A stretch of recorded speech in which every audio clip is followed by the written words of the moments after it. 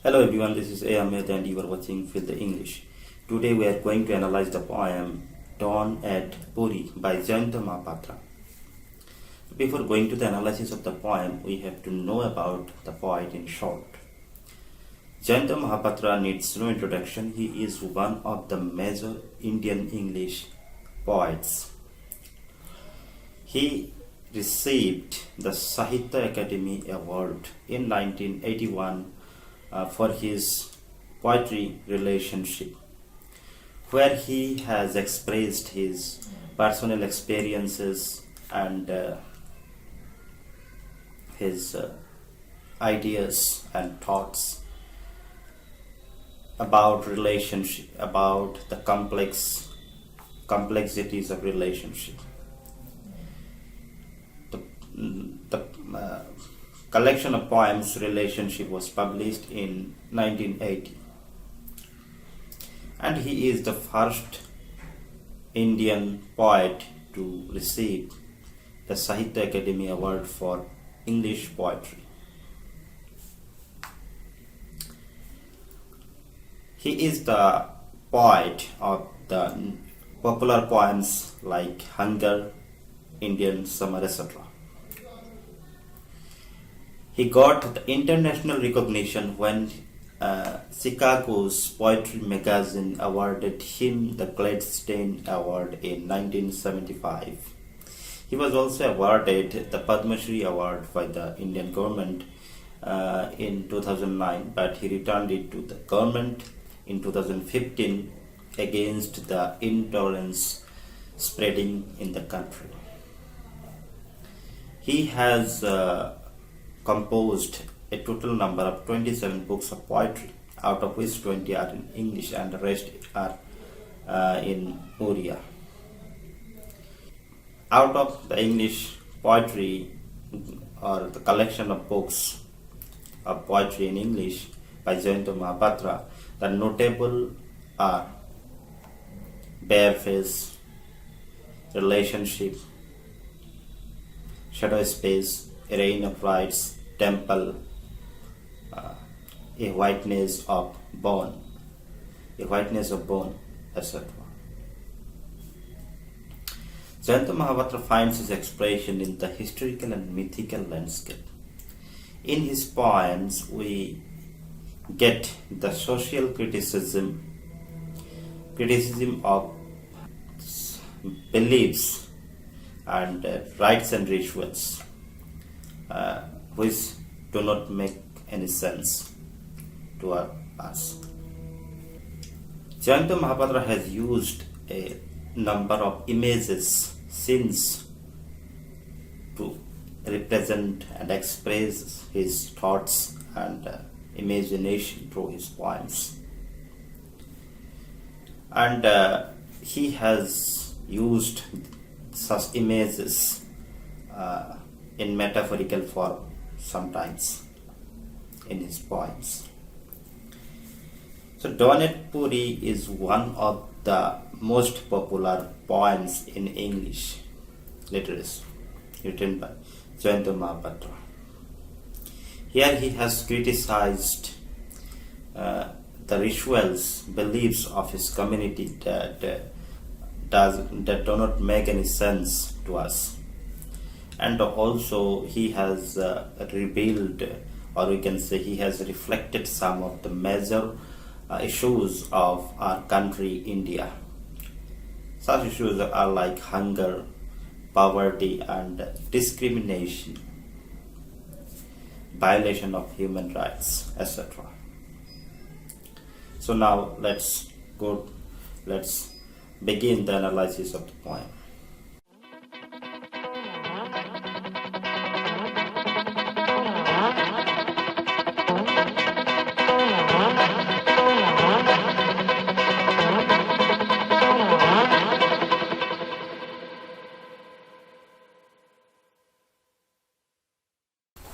There are total number of 6 quatrain or stanzas in the poem Dawn at Puri by Jayanta Mahapatra, and each of the stanza contains 3 lines.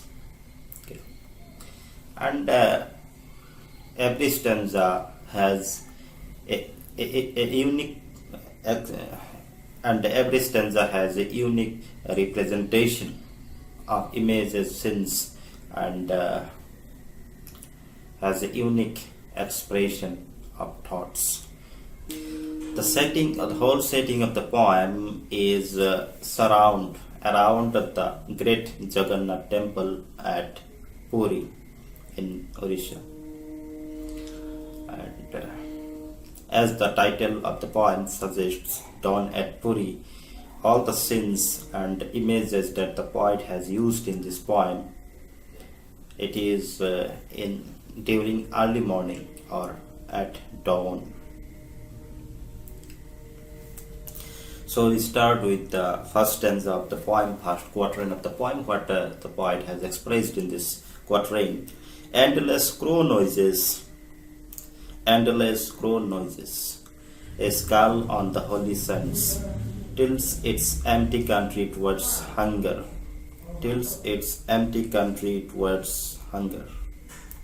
The first line is endless crow noises. The crow noises, the noise is not pleasant. That the poet is trying to say that the sound of the crows is not pleasant at all. So, endless crow noises. A skull on the holy sands tilts its empty country towards hunger. The poet has used endless crow noises maybe also to represent the typical temple environment. A skull on the holy sands. And the poet brings us to the image of a skull lying on the holy sands alone. It reminds us the issues of hunger and poverty of our country. So here the city Puri representing the whole country, as the poet has reflected in the poem. Endless crow noises, a skull on the holy sun tilts its empty country towards hunger. The word holy is here ironical because despite of being holy, the place is not happy because the people are suffering from hunger and poverty. They are not happy at all despite being the place is holy. And endless crow noises suggests such type of serious issues, that is hunger and poverty, dominating the country India. Then we go to the second stanza, second quatrain of the poem. White-clad widowed women, past the centers of their lives, are waiting to enter the great temple. Their austere eyes. Sorry, it is the first stanza. The third stanza. White-clad widowed women, past the centers of their lives, are waiting to enter the great temple. In the second quatrain or stanza of the poet has brought us to another scene that the poet observed. White-clad widowed woman. Here the poet has revealed the hidden truth of our society, that according to our belief, widows should wear the white clothes, and according to our belief, and especially according to Hinduism, it is believed that when a woman loses his husband, she loses everything, and she has to live the life of imprisonment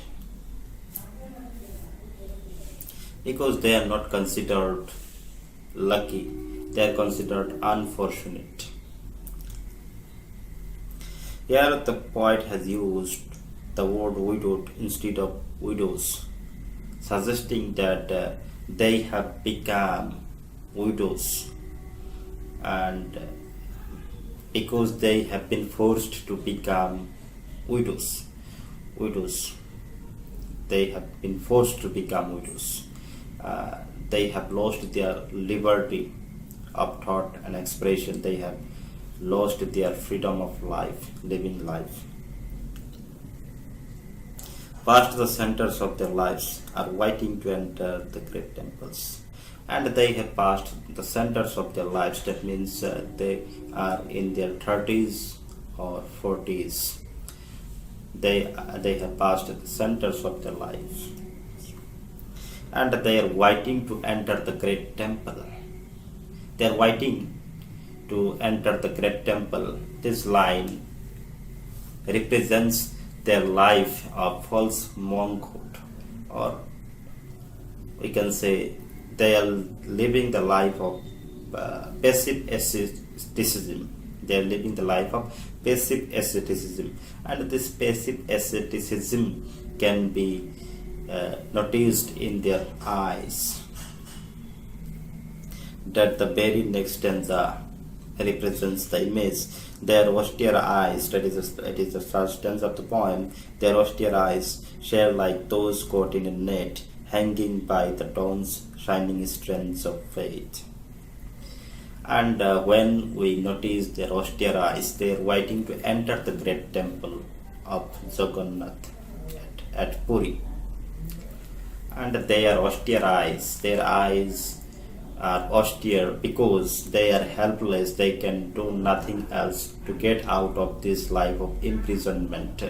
They are unable to take any step against the customs of our society, against the beliefs of our community. They are helpless and stare like those caught in a net. Caught in a net suggests that they are living the life of imprisonment. They have no liberty, they have no freedom at all. Freedom of living life and freedom of worldly pleasure. They have sacrificed their life for beliefs and customs, and they have been forced to do so. They are not interested in this life of false monkhood or passive asceticism, but they have been forced actually by our community and our rites and rituals and beliefs. Hanging by the dawn's shining strands of faith, this line reveals the hidden truth that they are not interested in this life, but they have been forced to live this life of false monkhood or passive asceticism. So here, in every stanza of the poem, the poet has criticizes the condition of our living, criticizes the lifestyle, our lifestyle, and basically the belief and rites and rituals of Hindu communities.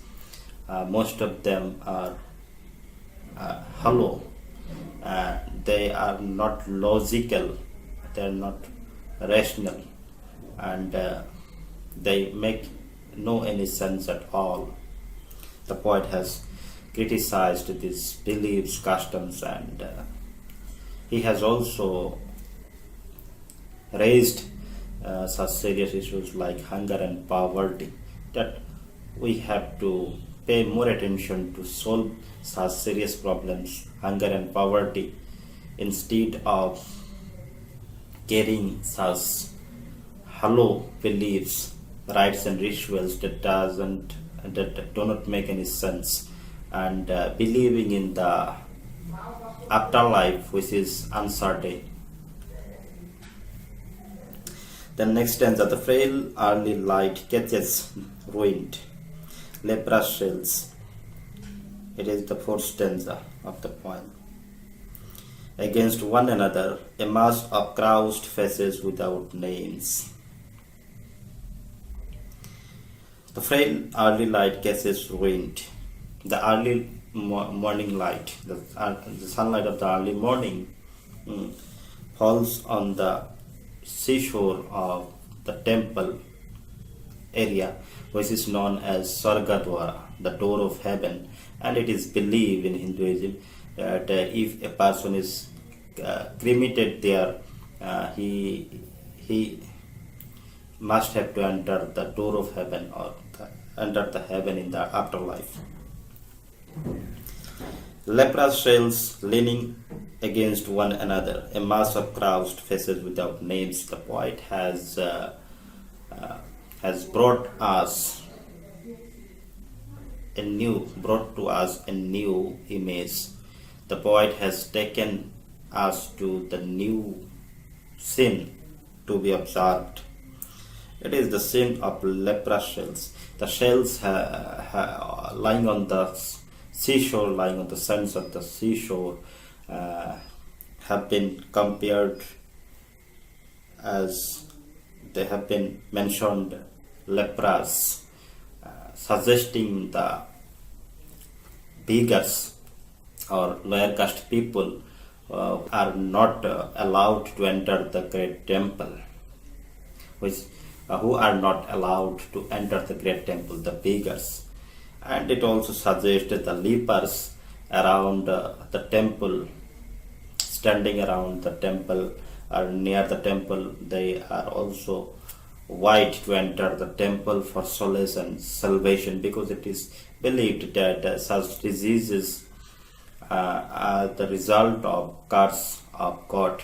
So for the cure, to be cured of such serious diseases, they must have to make a salvation. A mass of crossed faces without names. And these shells, a mass of crossed faces without names. These shells have been compared to a mass of crossed faces without names. Also, this line also suggests or expressed, this line also expresses the discrimination against the lower caste people and also the poor people, the beggars. And such discrimination has been created by us due to our fragile belief, due to our tradition, due to our belief in such rites and rituals which do not make any sense, which are unscientific and illogical in nature. Then the fifth stanza, and suddenly breaks out of my height into the smoky blaze of a sullen solitary pyre that fills my aging mother.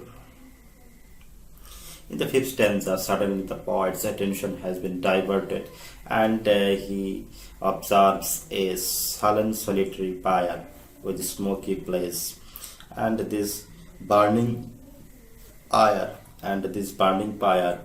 has reminded the poet about his aging mother. And the last stanza, final stanza, her last wish to be. Fifth stanza and sixth stanzas, fifth and sixth, these last two stanzas are interrelated to each other. As second stanza and third stanza, these two stanzas are interrelated to each other. Her last wish to be cremated here, twisting uncertainly like light on the shifting sands. Suddenly, the poet's attention has been diverted by a sullen burning pyre, sullen solitary pyre with a smoky blaze that has reminded the poet about his aging mother, that his mother has to die one day. She also has to pass away from this world one day. It is the ultimate truth of life, that everyone has to die one day.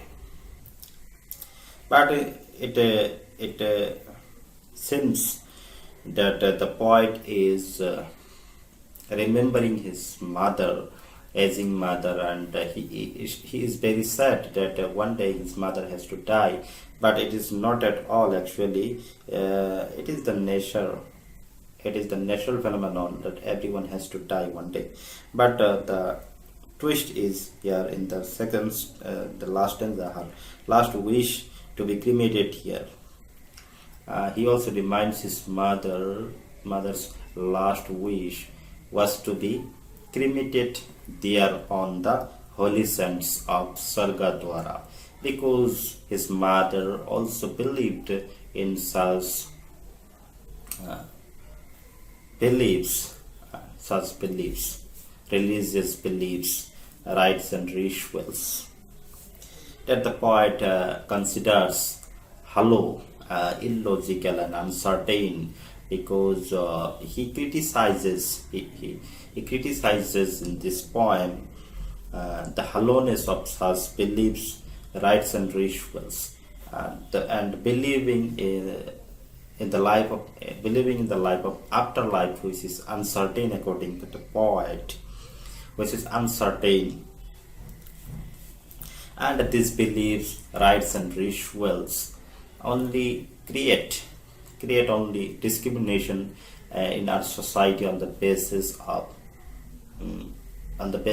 caste, on the basis of gender, and violates human rights and equality, and brings us bring us away from the bond of brotherhood and unity.